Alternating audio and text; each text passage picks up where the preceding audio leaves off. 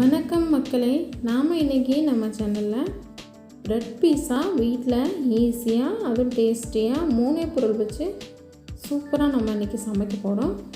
நம்ம சேனலை நீங்கள் முதன்முறை பார்க்குறீங்கன்னா சப்ஸ்கிரைப் பண்ணி வச்சுக்கோங்க, பெல் ஐக்கானை ப்ரெஸ் பண்ணி ஆல் கொடுத்துக்கோங்க. அப்போ தான் நம்ம போகிற ரெகுலர் வீடியோஸ் உங்களுக்கு நோட்டிஃபிகேஷனில் வரும். இந்த ப்ரெட் பீஸா குழந்தைங்க ரொம்ப விரும்பி சாப்பிடுவாங்க. நம்ம வீடியோக்குள்ளே போகிறதுக்கு முன்னாடி மக்களே, நம்ம சேனல் நீங்கள் கிங்ஸ் தமிழால் போய்ட்டு சப்ஸ்கிரைப் பண்ணிவிட்டு பெல் ஐக்கானை ப்ரெஸ் பண்ணிவிட்டு ஆல் கொடுத்துக்கோங்க. வாங்க வீடியோக்குள்ளே போகலாம். நான் இன்றைக்கி ஒரு 5 சின்ன சைஸ் தக்காளி பழம் வேக வச்சுருக்கேன். பார்த்திங்கன்னா இதில் காம்பு இருக்கு இல்லையா, அந்த பகுதியில் நீங்கள் கட் பண்ணிவிட்டு போட்டிங்கன்னா உங்களுக்கு ரொம்ப ஈஸியாக இருக்கும். நான் இன்றைக்கி கட் பண்ணாமல் போட்டுட்டேன்.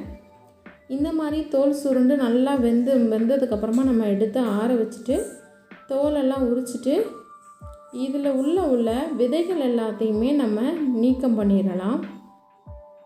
விதைகள் எல்லாத்தையுமே எடுத்துட்டோம்னா தான் நமக்கு சாஸ் அரைக்கும்போது கொஞ்சம் டேஸ்டியாக இருக்கும். இல்லாட்டினா விதைகளோட துவர்ப்புத்தன்மை தெரியும்.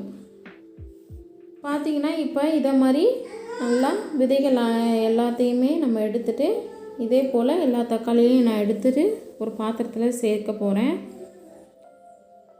பாருங்கள், இப்போ எல்லா விதைகளையுமே எடுத்துகிட்டு நான் தக்காளி எடுத்து வச்சுருக்கேன். அதை ஒரு மிக்ஸி ஜாரில் சேர்த்துக்கிறேன்.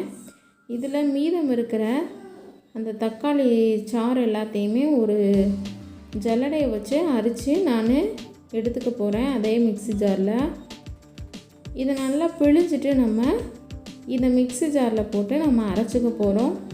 இப்போ அரைச்சது தனியாக இருக்கட்டும். கடாயை வச்சுட்டு ஒரு ஸ்பூன் எண்ணெய் விட்டுருக்கேன். இதில் ஒரு 6 பல் பூண்டு பொடிசாக நறுக்கி வச்சுருக்கேன். இதையும் சேர்த்துக்கலாம். பூண்டு கொஞ்சம் வதங்கினதுக்கப்புறமா ஒரு 7 சின்ன வெங்காயம் நறுக்கி வச்சுருக்கேன். அதையும் சேர்த்துக்கிறேன். நீங்கள் பெரிய வெங்காயம் சேர்க்கலாம். இதையும் சேர்த்துட்டு நல்லா வதக்கிக்கலாம். பூண்டு வெங்காயம் ரெண்டுமே வதங்கினதுக்கப்புறமா இது கூட ஒரு 1/2 பச்சை மிளகாய் நான் சேர்த்துருக்கேன். உங்களுக்கு கலர் வேணும்னா காஷ்மீரி சில்லி கூட சேர்க்கலாம். இதுக்கப்புறமா நாம் அரைச்சி வச்சுருக்க அந்த தக்காளி சாஸையும் சேர்த்துட்டு பச்சை வடை போடுற அளவுக்கு நல்லா வதக்கிடணும். கலர் கொஞ்சம் சேஞ்ச் ஆகும்.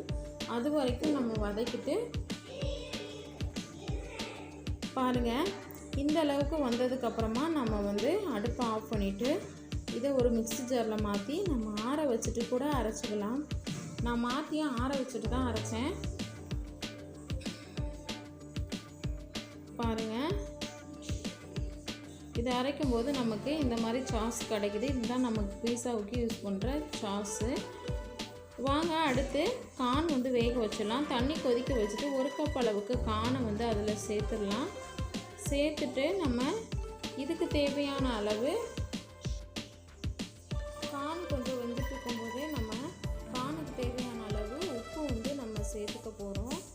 கொஞ்சமாகவே சேர்த்துக்கோங்க. இப்போ கார்ன் நல்லா வெந்துட்டுருக்கு. பார்த்திங்கன்னா எல்லாமே வெந்துருச்சு நல்லா. இப்போ மசிச்சு பார்த்திங்கன்னா தெரியும். கலரும் சேஞ்ச் ஆகிடுச்சு. பார்த்திங்கன்னா தெரியுதா? இப்போ நம்ம இதை எடுத்து அரைச்சி ஒரு பாத்திரத்தில் நம்ம வச்சுக்கலாம். கார்ன் சூடாகவே இருக்கட்டும். ப்ரெட்டை இந்த மாதிரி நான் ரவுண்ட் ஷேப்பில் கட் பண்ணிக்கிறேன். உங்கள் இஷ்டம். எட்ஜஸ் கூட கட் பண்ணிவிட்டு நீங்கள் தாராளமாக செய்யலாம். இந்த மாதிரி வீட்டில் கட் பண்ணுறது இருந்தால் எடுத்துக்கோங்க. அப்படி இல்லாட்டினா எட்ஜஸ் மட்டும் கட் பண்ணிவிட்டு பீஸா செய்யலாம். இதே போல் எல்லா ப்ரெட்டையும் நான் வட்டமாக கட் பண்ணி எடுத்துக்க போகிறேன். இப்போ வாங்க நம்ம பீஸாவுக்கு ரெடி பண்ணிடலாம். நான் வட்டமாக வெட்டி வச்சுருந்த ப்ரெட்டை வச்சுருக்கேன். இப்போ இது மேலே நாம் அரைச்சி வச்சுருந்த பீஸா சாஸ் இருக்குது. அந்த சாஸில் ஒரு ஸ்பூன் எடுத்து நம்ம அதில் போட்டுக்கலாம். போட்டுட்டு கொஞ்சம் ஸ்ப்ரெட் பண்ணி விட்டுக்கலாம். இந்த சாஸு ஸ்ப்ரெட் பண்ணி விட்டதுக்கப்புறமா இது மேலே சூடாக இருக்கிற நம்ம கார்னு, இப்போ தான் நம்ம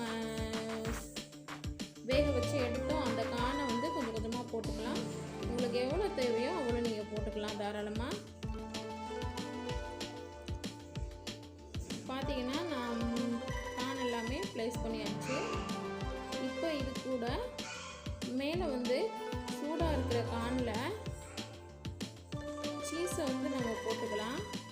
இதிலே சீஸ் வந்து கொஞ்சம் மெல்ட் ஆகணும், அந்தளவுக்கு போட்டுக்கணும். இப்போ தோசைக்கல்லை சூடாக்கிட்டு அதில் வச்சுட்டு ஒரு மூடி போட்டு மூடிடலாம். மூடிட்டு ஒரு 2 நிமிஷம்தான். சீஸ் வந்து மெல்ட் ஆனவுடனே நம்ம எடுத்துடலாம். பார்த்தீங்கன்னா தெரியும், அவ்வளோ சூப்பராக இருக்குது. சாப்பிட்டோம், அவ்வளோ டேஸ்ட்டாக இருந்துச்சு. நீங்களும் ட்ரை பண்ணி பாருங்கள். இல்லை பீஸா மேலே போடுற அந்த ஒரிகனோ பவுடர்லாம் இருந்துச்சுன்னா நீங்கள் யூஸ் பண்ணிக்கலாம். இந்த மாதிரி பீஸா இவ்வளோ ஈஸியாக நம்ம வீட்டில் யாராலையுமே செய்ய முடியாது. அதுவும் இப்போ குழந்தைங்க வந்து ரொம்ப விரும்பி சாப்பிடுவாங்க. சீஸ் எல்லாம் போட்டு கொடுத்தோம்னா ரொம்பவே ஈகராக சாப்பிடுவாங்க. ஸ்நாக்ஸாகவும் செஞ்சு கொடுக்கலாம். நீங்கள் இந்த பீஸாவை நீங்கள் ட்ரை பண்ணி பாருங்கள். உங்களோட ஃபீட்பேக் என்னன்றதை நம்மளோட ஷேர் பண்ணிக்கோங்க. அடுத்த ஒரு சூப்பரான வீடியோவோட நான் உங்களை சந்திக்கிறேன். அது வரைக்கும் உங்களிடமிருந்து விடைபெறுவது உங்கள் சத்யா. பாய்.